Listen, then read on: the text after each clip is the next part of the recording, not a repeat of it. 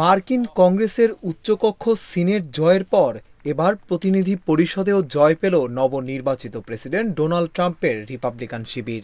এতে মার্কিন কংগ্রেসের সম্পূর্ণ নিয়ন্ত্রণ পেয়েছে দলটি।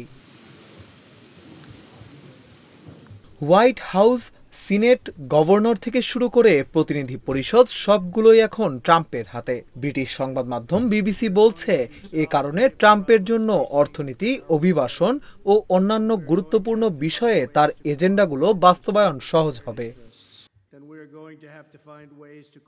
গত ৫ নভেম্বরের ভোটে সিনেটে সংখ্যাগরিষ্ঠতা পায় রিপাবলিকান শিবির। ৪৩৫ আসনের প্রতিনিধি পরিষদে সংখ্যাগরিষ্ঠতা অর্জনে একটি দলকে কমপক্ষে ২১৮টি আসনে জয় পেতে হয়। বুধবার অ্যারিজোনা ও ক্যালিফোর্নিয়ার জয় পেয়ে প্রয়োজনীয় ২১৮ আসন পায় রিপাবলিকানরা।